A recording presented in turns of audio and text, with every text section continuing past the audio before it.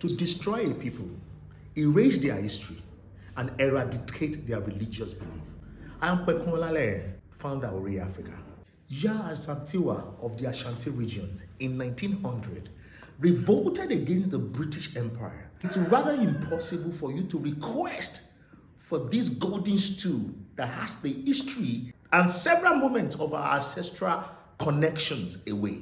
They requested for the golden stool and she revolted. Though she was captured at the end of the day, but she fought. No man can develop without knowing where he's coming from, where he is, and where he's going to.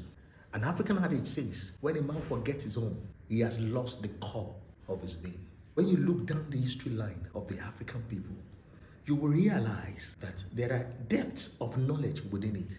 In fact, you will agree with me when you go down the history lane that has been, some of which have been tried to erase. You will agree with me that civilization, Iman, can be traced back to Africa. If Africa is not important to the other continents, why is it that the God of the universe has deposited what will make the world go round in Africa? Name it! There is no mineral resources that is not found in Africa. There is none in this world. No wonder everyone keep coming to Africa to forcefully marry Africa as a bride. This is a pointer to us as Africans to understand that our developmental process that was distorted must continue, because Africa cannot continue to be on the same spot as it has been for a very long time. I also heard that removing history from the African curriculum of education is an attempt to destroy Africa. It's an attempt to underdevelop Africa. It's an attempt to keep Africa underdeveloped.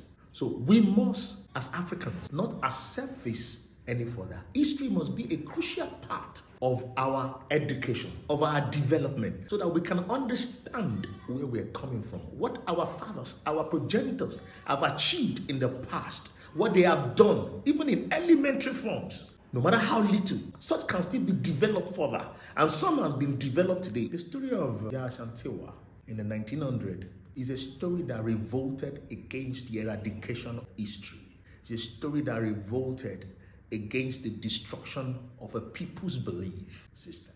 That is why all of us in Africa, not necessarily revolting against things, but revolting against things that will remove our history from us. Let us do ourselves so much good by keeping our history back today and writing them on plain tablets, so that tomorrow your son, my daughter, will have enough to fall back on. They will be able to read the stories of their great ancestors, the past, the things that distinguished Africa, the blessings of Africa, the strengths of Africa, the wonderful things you and I have done in the past when they come, so that it won't be that there's nothing for them to fall back upon. Inspired by Ori, guided by Africa, Ori Africa.